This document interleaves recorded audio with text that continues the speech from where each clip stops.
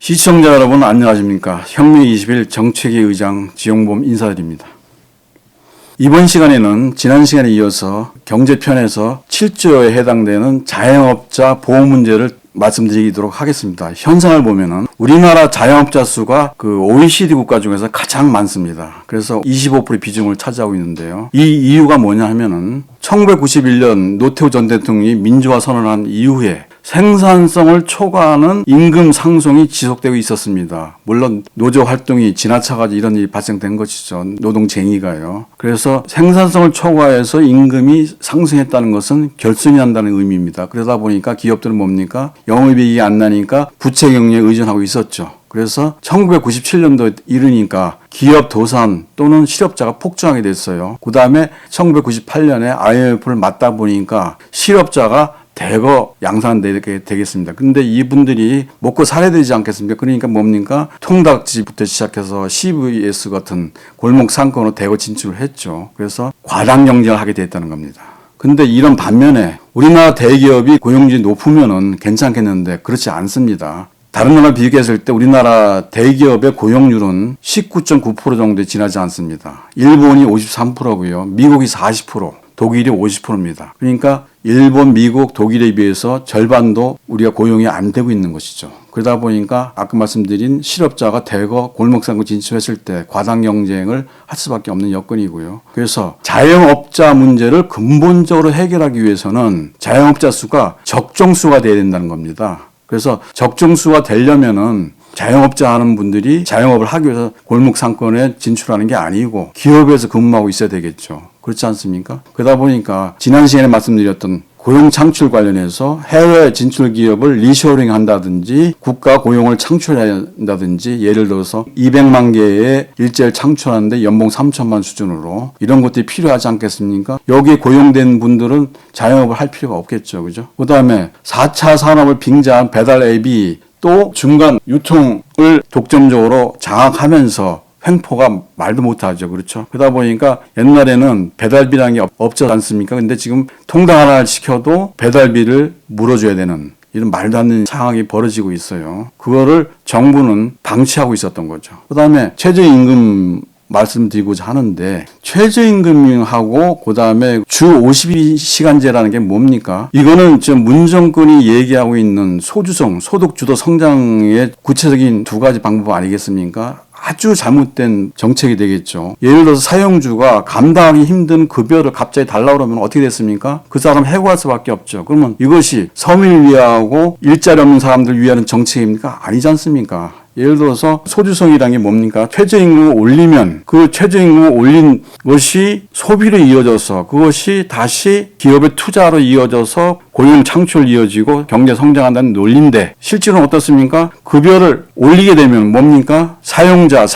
경영자 입장에서는 비용 아닙니까? 임금이잖아요. 그렇게 되면은 생산성 범위에서 비용이 올라가면 가격 인상할 필요가 없는데 생산성을 초과해서 감당 못하는 임금을 주라고 정부에서 얘기하니까 뭐가 됩니까? 사람을 내보내든지 아니면은 파는 상품 가격을 올려야 되지 않겠습니까? 그러면은 가격을 올렸을 게 어떻게 됩니까? 소비자들 소비가 줄어들겠죠. 그렇게 되면 오히려 기업 입장에서는 투자가 줄어들고 고용이 줄어들겠죠. 그렇게 되면은 결국 경제가 성장이 아니고 후퇴하게 되겠죠. 그러니까 최저임금이라고 하는 것은 기본적으로 노동 착취하지 말라는 의미지 그것을 사용자의 능력 바깥에 임금을 올리라는 얘기는 아니지 않습니까? 그래서 이것이 그런 측면에서 상당히 문제 심각하다는 것이고요. 문정권 들어와서 계속 민노총의 압력으로 그네들만 좋은 대기업만 일부 감내할 수 있는 그런 최저임금 인상이 계속 이어져 왔죠. 그래서 자영업자나 영세법인 또는 중소기업은 부도 요인 중에 하나가 되겠고요. 그래서 2020년 금년에 최저임금이 9,160원이에요. 이것은 제가 볼 때는 이미 올렸기 때문에 어찌할 수는 없는데 상당 부분 동결이 돼야 될 거로 생각합니다. 그 다음에 주 52시간제라는 건 뭡니까? 근로자에게 저녁에 있는 시간을 제공한다는 것이 되겠는데 그것이 그렇게 됩니까? 한 7, 80시간 일하면서 3, 400만 원을 받았는데 그것이 주 52시간제로 해서 근로시간이 줄이니까 당연히 사용자 입장에서는 급여를 삭감할 수밖에 없는 것이죠. 그러면은 근로자가 좋아합니까? 그러면 일찍 퇴근해가지고 어디로 갑니까? 투잡을 뛰죠. 대리기사나 편의점 때 알바를 한다든가 이렇게 되는 불상사 생기는 거죠. 그 다음에 기업 입장에서 어떻습니까? 그 사람이 7, 80시간 일하는 것을 52시간밖에 안 하니까 나머지 부분을 일할 사람을 채용해야 되는데 기존에 있는 인력하고 그 숙련도 같습니까? 아니죠. 숙련도가 굉장히 낮다 보니까 결국은 편법으로 고용을 할 수밖에 없는 거고 그다음에 고용도 기본적으로 안 돼서 이 정권이 예상하는 어떤 고용 증대라든가 또는 급여 인상이라든가 이런 것이 안 돼서 급여 삭감의 원인인 제공이 되기 때문에 당연히 최저임금은 상당 부분 기간 동결해야 되고 그다음에 업종별로 차등이 이루어진다는 것을 실조에서 얘기하고 있고요. 그다음에 주 52시간제는 우리나라 실정에 전혀 안 맞았기 때문에 당장에 폐지해야 된다고 보고 있습니다. 그다음에 네 번째, 공시 임대료 도입이란 말이 있어요. 이것은 임대차인 간의 불공정 계약 관계를 지향한다는 얘기가 되겠는데 임차인은 임대인으로부터 횡포를 당하지 말아야 되겠죠. 그래서 임대인의 횡포로부터 임차인을 보호해야 된다는 측면이 있고요. 그다음에 그 동시에 합리적이고 객관적인 임대를 부담해야 된다는 것이 되겠고 또 임대인은 무조건 누르는 게 아니고 수입 임대를 초과하는 세금은 부담하지 말아야 된다. 그래서 임대인도 보호하는 것이 공시 임대료 도입이 되겠습니다. 자, 근본적인 해결책은 제가 한 4가지를 말씀드렸고요. 자영업자에 대해서. 코로나 관련돼서 해결책을 말씀드리면은 국가에 의한 영업 제한 손실은 100% 당연히 보상해야 되겠죠. 국가재난지원금 100%를 왜 능력이 많은 우리 국민들에게도 주고 있습니까? 그 사람들은 그냥 그야말로 일회성 용돈밖에 안 됩니다. 그래서 전 국민에게 재난지원금을 지급하는 건 상당히 잘못된 것이고요. 그래서 이러한 어려운 자영업자들한테 집중화돼야 되겠습니다. 그래서 당연히 영업제한 손실은 100% 보상해야 되겠고요. 그 다음에 자영업자 임대료는 3분의 1을 지원해 줘야 된다. 국가가 3분의 1, 임대인이 3분의 1, 그 다음에 임차인이 본인 스스로 3분의 1 부담하는 것이 되겠습니다. 이것이 바로 자영업자 관련 7조에서 얘기하는 것이 해결책이 되겠습니다. 자, 다음은 경제부문 3조를 말씀드릴 수 있는데 여기를 보면 200만 명 고용을 창출한다. 민노총을 해체하고 노조의 정치 개입을 금지하고 있고 그 다음에 정규직과 비정규직의 동일노동, 동일임금을 얘기하고 있습니다. 이번 시간에는 정규직과 비정규직의 동일노동, 동일임금에 대해서 말씀드리고자 합니다. 현상이 어떻습니까? 동일노동, 동일임금이라는 의미는 동일 가치를 지닌 노동에 대해서는 남녀노소 차별하지 말고 그 다음에 정규직, 비정규직, 신분이라는 차별을 하지 말아야 된다. 차별하지 말고 동일임금을 동일노동 가치에 대해서는 지급해야 된다는 것이 되겠습니다. 그래서 우리나라 문제는 뭐냐면은 근로계약에 따라서 정규직과 비정규직의 임금 차별이 상당히 심하다는 것이 문제점으로 지적되고 있죠. 비정규직이라는 이름 하나 가지고 동일노동을 하고 있음에도 동일노동의 가치를 창출하고 있음에도 불구하고 급여가 절반 이하밖에 안 된다는 얘기죠. 그게 개선돼야 되는 얘기인데 동일노동, 동일임금 적용 조건은 임금 성과를 평가하는 공정하고 객관적인 평가 시스템이 구축되어 있어야 되겠죠. 근데 우리나라처럼 일부 대기업은 그렇지 않습니다만은 연공서열 인사 시스템이 운영되고 있는 기업에서는 이 제도를 도입해야 쉽지가 않습니다.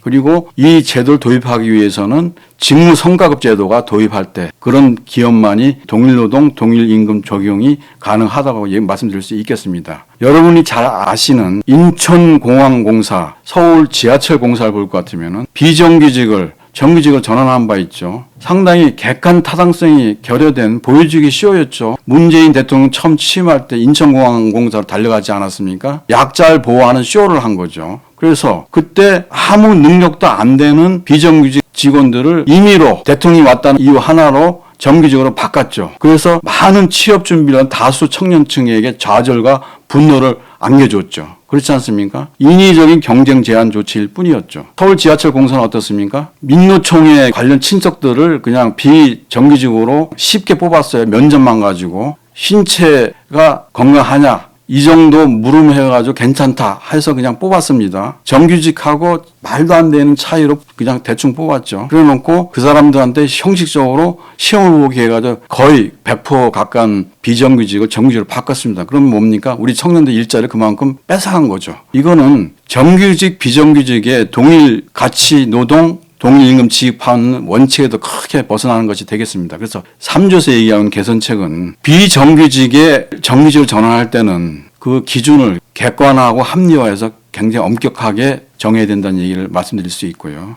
그리고 진정한 동일노동 가치, 동일임금 실현을 해서 생산성을 향상하는 게 중요한데 그러기 위해서는 객관적이고 합리적인 성과 평가 시스템이 구축돼야 된다. 예를 들어서 많은 기업들이 활용하고 있는 것이 이런 평가 시스템에서 밸런스 스코어 쿼드로 해서 BSC 제도를 도입하고 있는데요. 이거는 성과 평가 시스템의 대표적인 방법이 되겠습니다. 중요한 평가 요소를 통해서 평가자와 피평가자 간에 투웨이 커뮤니케이션을 하게 해서 평가가 A, B, C, D로 나온다 그러면은 왜 A가 됐는지, 왜 B가 됐는지, 왜 C가 됐는지, 왜 D가 됐는지를 정확하게 알려줍니다. 그렇지 않은 경우에는 상당히 불만을 초래가 되겠죠. 그래서 투웨이 커뮤니케이션을 통해서 객관적 합리적인 평가 시스템이 꽃을 피울 수 있는 것이죠. 그렇기 때문에 사실은 말이 그렇지 동일 노동, 동일 임금 그걸 실현한다는 것은 생각보다 쉽지가 않습니다. 그러나 우리는 동일 가치 노동에 대해서는 동일 임금을 실현해야 된다는 것을 서민 포퓰리즘 15조 3조에서 얘기하고 있습니다. 그렇지만은 어쨌든 비정규직이 상대적으로 빈곤하기 때문에 이들을 위한 사회보험 혜택 수준을 증대해서 지금 낮은 급여를 받고 있는 비정규직을 좀 보호하는 것도